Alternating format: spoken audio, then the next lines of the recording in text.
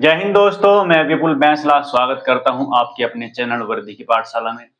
तो दोस्तों, हमारा जो यूपी पुलिस का एग्जाम आने वाला है जून में, उसके लिए हमारे चैनल पर हिंदी और जीएस की कुछ इंपॉर्टेंट क्लासेस चल रही हैं और हम हिंदी को थ्योरी वाइज लेके चल रहे हैं। इसमें हम वोकैब भी करवाएंगे, साहित्य की रचनाएं और पत्र पत्रिकाएं सब करवाई जाएंगी। जीएस में हम यूपीजीके के जो इंपॉर्टेंट टॉपिक्स होते हैं वे, और हिस्ट्री, पॉलिटी, ज्योग्राफी, इकोनॉमिक्स, यहाँ से भी हम आपको बहुत ही शानदार क्लासेस देने वाले हैं। तो हमारे चैनल से जरूर जुड़ें। और आज का हमारा टॉपिक है बौद्ध धर्म। इससे पहले हम हिस्ट्री का 16 महाजनपद का एक टॉपिक छोटी सी क्लास में करवा चुके हैं। तो आप 16 महाजनपदों और उनकी राजधानियों को भी एक बार जरूर देख लें। तो आज चलते हैं हम सबसे पहले बौद्ध धर्म पे। तो दोस्तों, बौद्ध धर्म बौद्ध धर्म की स्थापना किसने की थी? स्थापना आप जानते हैं, बौद्ध धर्म की स्थापना की थी महात्मा बुद्ध ने।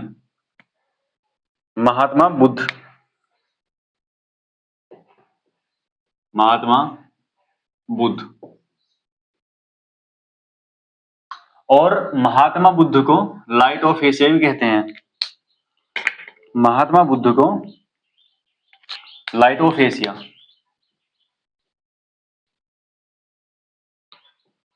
लाइट ऑफ एशिया भी कहते हैं। महात्मा बुद्ध के अन्य नाम लिखेंगे। अन्य नाम, अन्य नाम। तो इनके अन्य नाम हैं शाक्य मुनि, शाक्य मुनि, शाक्य सिंह और तथागत मुनि। तथागत मुनि, ये इनके अन्य नाम हैं।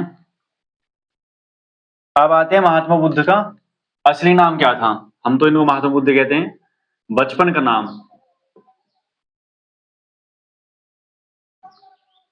बचपन का नाम। तो दोस्तों, इनके बचपन का नाम था सिद्धार्थ। सिद्धार्थ। अब हम देखते हैं इनका जन्म जन्म कब हुआ था। तो महात्मा बुद्ध का जन्म हुआ था 583 बीसी में, नहीं 563 बीसी, 563 बीसी में। कहां पर हुआ था इनका जन्म? तो इनका जन्म हुआ था लुम्बिनी। महात्मा बुद्ध का जन्म कहां हुआ था? लुम्बिनी।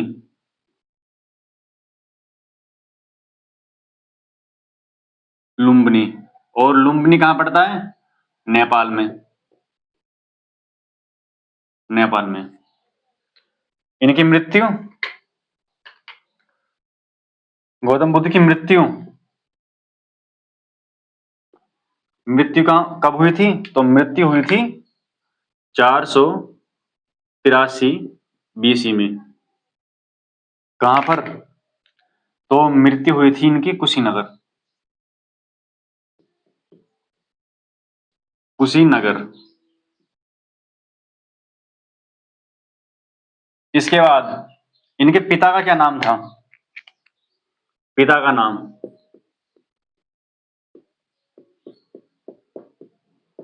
तो महात्मा बुद्ध के पिता का नाम था शुद्धोधन।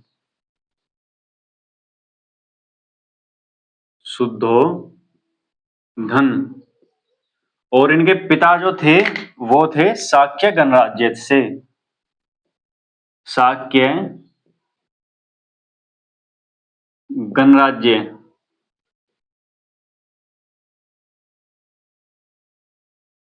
तो इनके जो पिता का जो संबंध था वो शाक्य गणराज्य से था, शाक्य वंश के थे, इसीलिए इनको शाक्य मुनि भी कहा जाता है।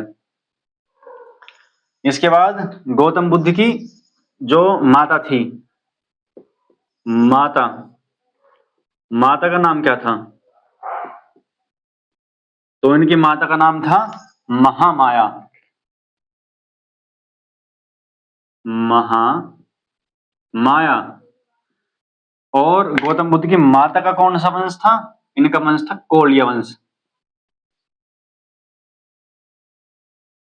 कोल्य वंश। तो ये हमने भी थोड़ी बेसिक बेसिक चीज जान ली है, आगे और भी अच्छी अच्छी चीज आने वाली है। इसका स्क्रीनशॉट साथ के साथ नोट करते चलें। यहां से हम इसको पहले रफ करेंगे। अब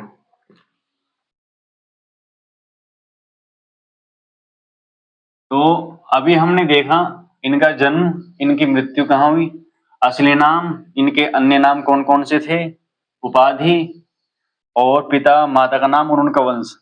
यहाँ पर एक नोट लिखेंगे कि इनकी माता का नाम था महामाया, और इनके इनकी माता, इनकी माता नहीं है नहीं, गौतम बुद्ध के जन्म के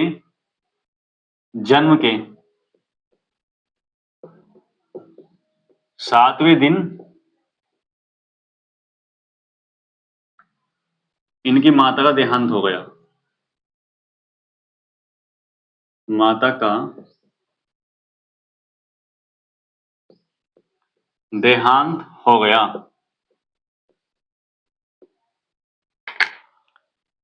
जब गौतम बुद्ध की माता जी का देहांत हो गया तो उसके बाद जो इनका पालन पोषण क्या था, वो क्या था, इनकी मौसी प्रजापति गौतमी ने।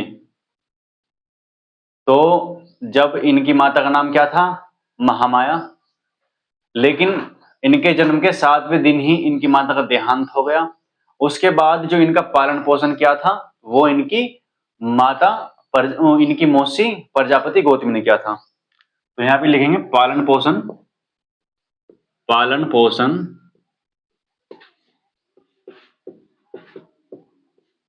मौसी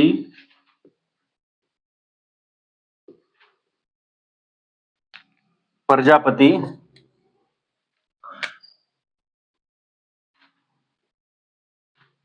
गौतमी ने क्या था,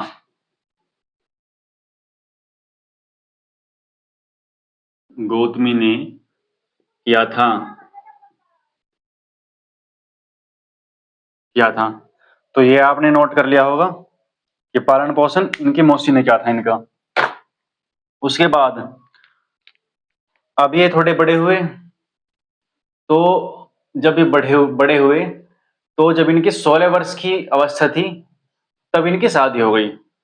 इसको हम बिल्कुल क्रम वाइज ऐसे लेके चलेंगे कि बिल्कुल जो भूलने के चांस ना हो 1% भी। सबसे पहले हमने देखा इनका जन्म हुआ, जन्म कब हुआ, मृत्यु कब हुई, हमने ये देख लिया।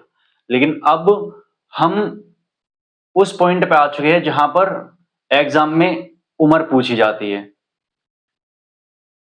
कि इन्होंने गृह त्याग कब किया और इनको ज्ञान किस उम्र में प्राप्त हुआ, इनकी शादी किस उम्र में हुई थी। यहां पर क्वेश्चन पूछे जाते हैं।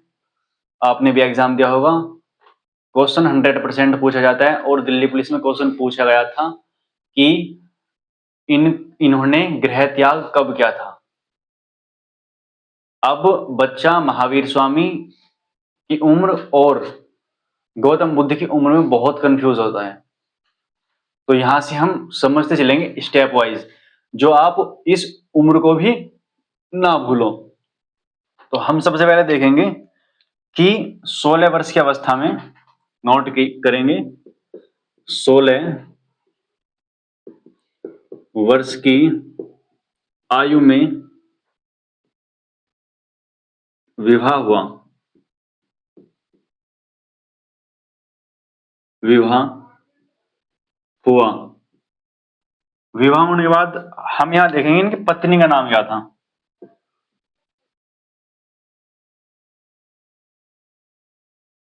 पत्नी का नाम, तो इनकी जो पत्नी थी उनका नाम था यशोधरा।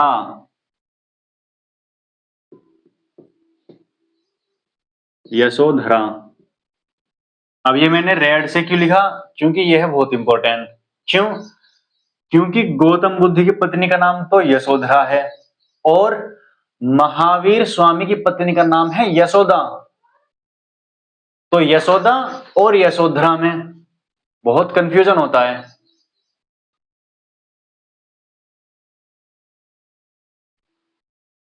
तो ये आपने नोट कर लिया होगा कि इनकी पत्नी का नाम है यशोधरा। यशोदा अलग है, यशोधरा अलग है। ठीक है। जब इनका 16 वर्ष की आयु में विवाह हो गया, 12 साल बाद, 12 वर्ष बाद, 12 वर्ष बाद पुत्र राहुल का जन्म हुआ।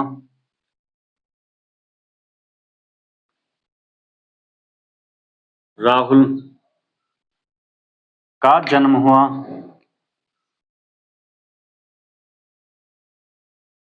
जन्म हुआ। तो आपने यहां पर देख लिया, गौतम बुद्ध की पत्नी का क्या नाम था? यशोधरा। गौतम बुद्ध के पुत्र का क्या नाम था? राहुल। ठीक है। आपने ये सब नोट कर लिया होगा और आई होप आपको बिल्कुल आसान आसान तरीके से ये सब चीज समझ में आ रही होंगी। तो मैं इसको एक बार रफ कर देता हूं। तो दोस्तों, अब हमने देखा कि गौतम बुद्ध का जो विवाह हुआ था वो 16 वर्ष की आयु में हुआ था। 12 वर्ष बाद, 12 वर्ष बाद इनको पुत्र की प्राप्ति हुई। तो कितने साल हो गए? 28। 28 साल हो गए। 28 साल, एक साल रहे, एक साल बाद इन्होंने अपने गृह का त्याग कर दिया। मतलब 28 साल, फिर एक साल बाद, मतलब 29 वर्ष, 29 वर्ष की आयु में गृह त्याग,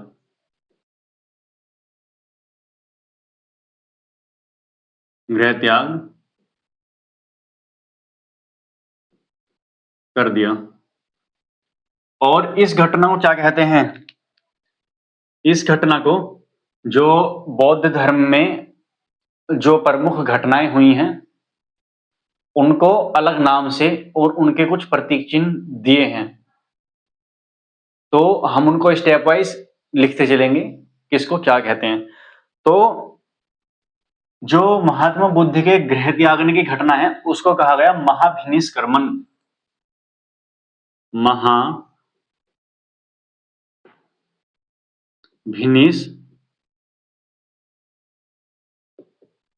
महाभिनिष्क्रमण। तो इस घटना को क्या कहा गया?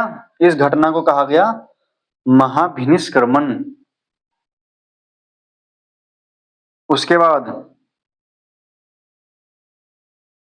लिखेंगे इनके पहले गुरु कौन थे? पहले गुरु,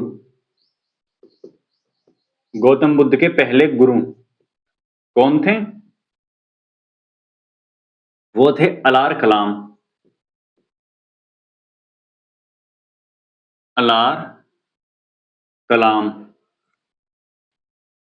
दूसरे गुरु, दूसरे गुरु, तो इनके दूसरे गुरु का नाम था रुद्रक रामपुत्र। रुद्रक रामपुत्र। इसके बाद इनको ज्ञान की प्राप्ति किस उम्र में हुई? 29 वर्ष की उम्र में इन्होंने गृह त्याग कर दिया। ज्ञान प्राप्ति, तो इनको ज्ञान की प्राप्ति हुई 35 वर्ष की आयु में। ज्ञान प्राप्ति यहां पे लिखेंगे 35 वर्ष की आयु में ज्ञान प्राप्त हुआ।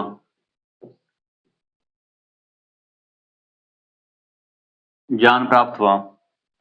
तो दोस्तों, इस ज्ञान प्राप्ति की घटना को, ये ज्ञान प्राप्ति की घटना कब हुई थी? वैशाख पूर्णिमा को।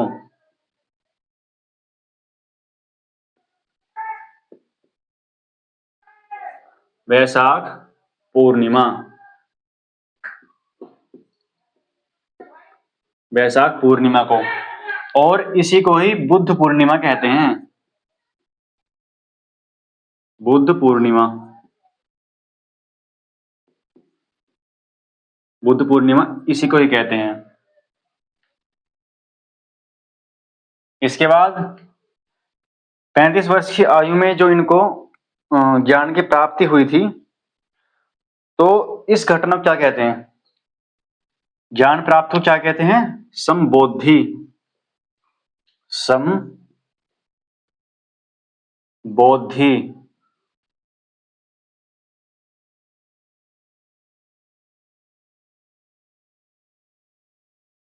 इसको कहते हैं संबोधि।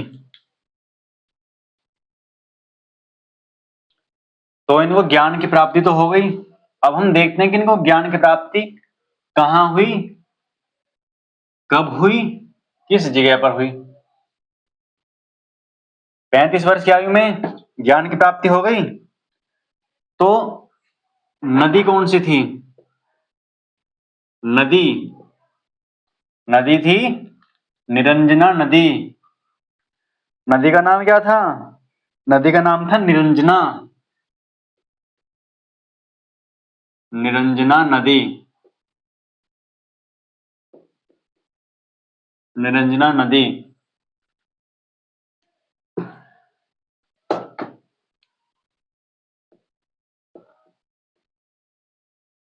वृक्ष कौन सा था? किस वृक्ष के नीचे इन्होंने तपस्या की थी? वृक्ष, वृक्ष कौन सा था? पीपल का, पीपल। किस स्थान पर इनको ज्ञान की प्राप्ति हुई थी? स्थान, स्थान कौन सा था?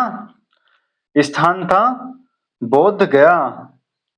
बोध गया में कौन सा था? उरुवेला, उरुवेला या फिर बोध गया, बोध गया। ये कहां पर पड़ता है? ये पड़ता है बिहार, बिहार में। अब हमने देखा था कि इनकी जो ज्ञान की प्राप्ति थी, इनको वैशाख पूर्णिमा को हुई थी। दोस्तों, हम एक बार ये देखते हैं कि जो वैशाख पूर्णिमा, जिसको गुरु पूर्णिमा, बुद्ध पूर्णिमा कहते हैं, ये इतनी इंपॉर्टेंट क्यों है? क्योंकि देखो, आदमी का जन्म उसके हाथ में नहीं होता, उसकी मृत्यु कब होगी ये उसके हाथ में नहीं होता, उसको अकल कौन सी साल में आएगी, कब आएगी, ये पता नहीं होता। लेकिन इसको इत्तेफाक समझो या कुदरत की कोई माया समझो, भगवान का कोई आशीर्वाद समझो, ये तीनों काम इनको, इनका जन्म नोट करना, जन्म, मृत्यु और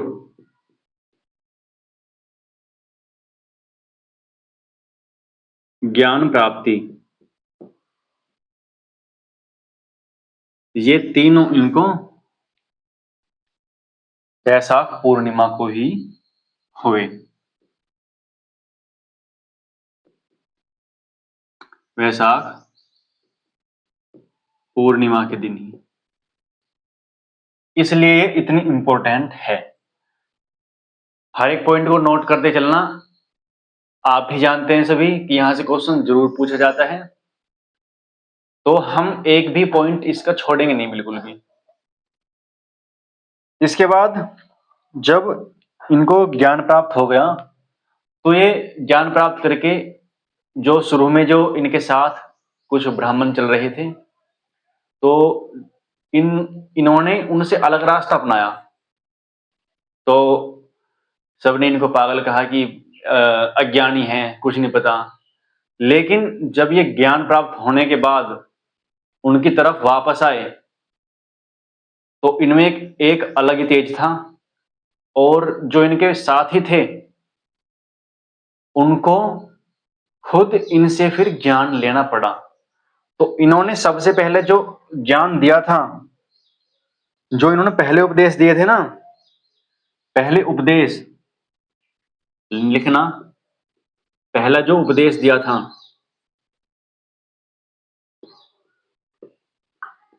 वो कहां दिया था? सबसे पहले तो ये लिखना कहां दिया था? सारनाथ। किनको दिया था? 5 ब्राह्मणों को। 5 ब्राह्मणों को उपदेश दिया था।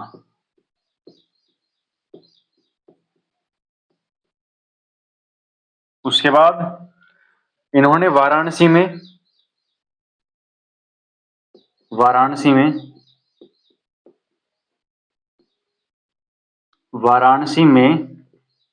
यज्ञ श्रेष्ठी को ज्ञान दिया था। एक इनकी शिष्य थी यज्ञ श्रेष्ठी, उसको ज्ञान दिया था। यज्ञ श्रेष्ठी वाराणसी में यज्ञ श्रेष्ठी को उपदेश दिया।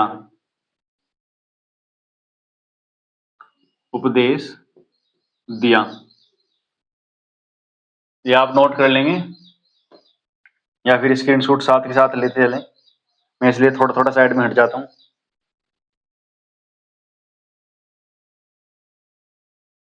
वाराणसी में इन्होंने यज्ञ श्रेष्ठी को ज्ञान देने के बाद वहां पर एक बौद्ध संघ बनाया। फिर जब इनके शिष्य बनने लगे तो फिर इन्होंने वाराणसी में एक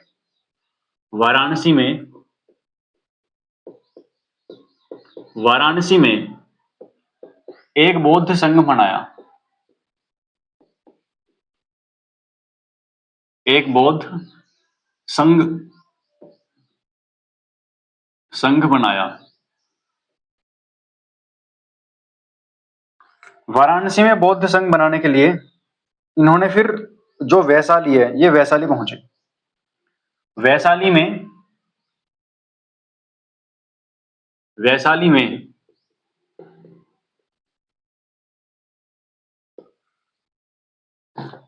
में इन्होंने बौद्ध भिक्षुनी संघ बनाया।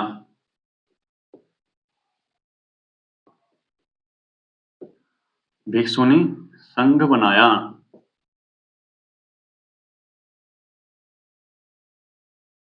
किसके कहने पर? इनके एक शिष्य थे आनंद। शिष्य आनंद के कहने पर, आनंद के कहने पर। तो ये मैंने क्यों लिखा कि बौद्ध भिक्षु संघ या बौद्ध भिक्षुणी संघ? वो इसलिए लिखा कि सबसे पहले जो इन्होंने संघ बनाया था, जो जितने भी इनके अनुयायी थे, जितने भी इनके शिष्य थे, उनमें कोई भी महिला नहीं थी। तो जब ये अपने वापस लुम्बिनी गए थे, अपने राज्य गए थे, तो इनकी मौसी थी, उन्होंने भी इनसे आग्रह किया कि हम भी अब तुम्हारे साथ ही चलना चाहेंगे, हम भी तुम्हारे अनुयायी बनना चाहेंगे। तो इन्होंने मना कर दिया, स्टार्टिंग मना कर दिया कि नहीं, महिलाओं को हम अपने साथ नहीं ले सकते और उनपे इस धर्म का पालन नहीं हो सकता। लेकिन बाद में इनके शिष्य थे आनंद, उनके कहने पर इन्होंने बौद्ध भिक्षुणी संघ बनाया। अब जब बौद्ध भिक्षुणी संघ बनाया तो इनकी पहली शिष्य कौन बनी थी? मतलब भिक्षुणी संघ की पहली शिष्य,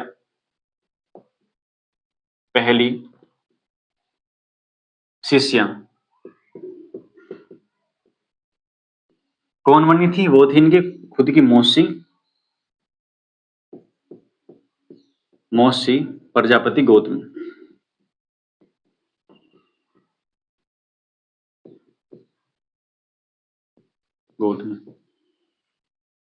दूसरी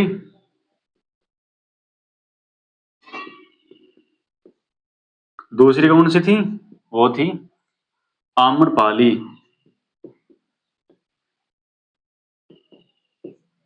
आम्रपाली। और मैंने आपको पहले ही जो 16 महाजनपद की हमने एक क्लास ली थी, उसमें ही मैंने बता दिया था कि आम्रपाली का संबंध कहां से है, ये वैशाली से संबंधित है। वैशाली, वैशाली से संबंधित है। और वैशाली में ही इन्होंने अपना जो ये संघ बनाया था, बौद्ध भिक्षुनी वाला संघ बनाया था वैशाली में ही। इसके बाद हम देखेंगे कि इन्होंने सबसे ज्यादा उपदेश कहां पर दिए। सर्वाधिक उपदेश,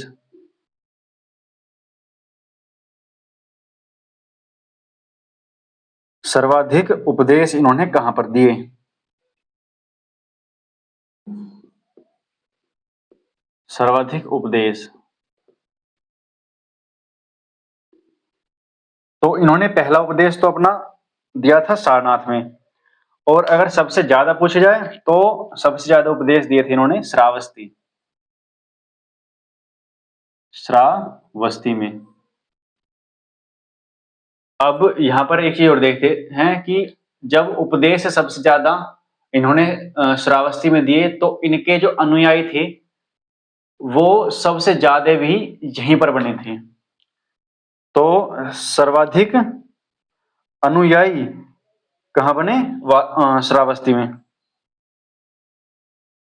सबसे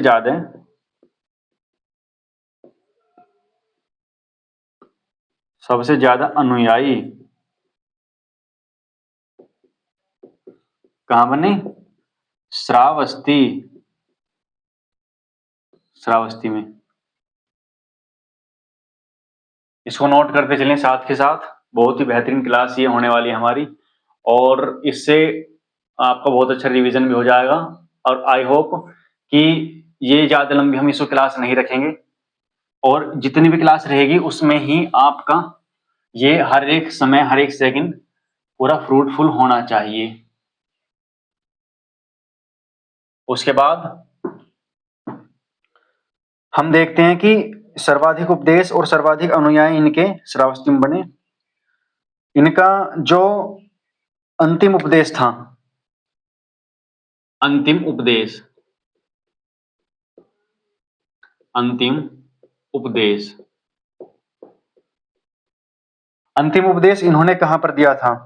अंतिम उपदेश इन्होंने कुशीनगर में, कुशीनगर में, कुशीनगर में सुभद्र को दिया, सुभद्र को, सुभद्र को दिया। और इनके सर्वाधिक उपदेश जो थे, सर्वाधिक उपदेश किस भाषा में थे, भाषा। तो ये याद रखना है कि अगर क्वेश्चन ये भी पूछा जाए कि बौद्ध धर्म की भाषा कौन सी थी, तो वो भी यही थी। और अगर ये पूछा जाए कि सबसे ज्यादा उपदेश किस भाषा में दिए इन्होंने, तब भी यही लिखना है। तो कौन सी थी इनकी सबसे ज्यादा उपदेशों में भाषा, पाली, वो थी पाली भाषा। तो बौद्ध धर्म की भाषा कौन सी थी, पाली थी। सबसे ज्यादा उपदेश इन्होंने किस भाषा में दिए, पाली भाषा में। अब लिखते हैं कि सर्वाधिक वर्षावास कहाँ बिताए। वर्षावास का अर्थ ये है दोस्त कि जहां पर ये सबसे अधिक समय तक रुके हों, जहां पर अधिक समय तक इन्होंने अपना डेरा डाला हो। तो सर्वाधिक वर्षावास, सर्वाधिक वर्षावास, वर्षावास कहां पर। अब इन्होंने सबसे ज्यादा उपदेश श्रावस्ती में दिए, सबसे ज्यादा अनुयायी भी इनके वहीं पर बने, तो सबसे अधिक समय तक वहीं पर रहे ये। कहां पर, श्रावस्ती, श्रावस्ती। तो हम इस क्लास को अभी यहीं तक रखेंगे, इसका पार्ट 2 लाएंगे हम। तो मैं ये नहीं चाहता कि ज्यादा लंबी क्लास हो जाए और आप इसमें बोर हो जाओ और आपको कुछ समझ ना आए, क्योंकि इसका हर एक पॉइंट, हर एक फैक्ट बहुत इंपॉर्टेंट है। अगर आप शुरू से एंड तक आते आते बोर हो गए और लास्ट वाली चीजें आपने छोड़ दी तो उसका कुछ फायदा नहीं हुआ। मैं चाहता हूं कि अगर आप यहाँ तक देख सकते हैं क्लास को इतनी देर तक, तो क्यों ना क्लास को उतना ही रखा जाए जितना आप देख सकते हैं और जितना आपके लिए फ्रूटफुल हो। तो इस क्लास को अभी हम यही एंड करते हैं। इसके बाद पार्ट 2 इसका लाएंगे हम, उसमें बौद्ध धर्म कंप्लीट। फिर हम ऐसे ही अन्य टॉपिक जो हैं हिस्ट्री के वो हम उठाते रहेंगे। गुप्त काल, ठीक है, मौर्य काल, सबको पूरा कवर कर लेंगे हम। इससे पहले हिस्ट्री के हमने 16 महाजनपद की क्लासेस करवाई हैं। क्लास 1 करवाई है, 10-15 मिनट की क्लास है वो छोटी सी। उसमें 16 महाजनपद और उनकी राजधानी कौन सी थी वो करवा ली है, वो जरूर देखना आप। और ये क्लास आपको कैसी लग रही हैं, क्या आपका इनसे अच्छा रिवीजन हो रहा है, वो हमें कमेंट करके जरूर बताएं। और हमारे चैनल को सब्सक्राइब जरूर करें। इस चैनल पर आपको डेली क्लासेस मिल रही हैं, हिंदी जीएस दोनों की मिल रही है, और शानदार हमारे क्लासेस होते हैं। आपको बहुत मजा आने वाला है रिवीजन करने में। तो हमारे चैनल को सब्सक्राइब जरूर करके रखें। जय हिंद, जय भारत।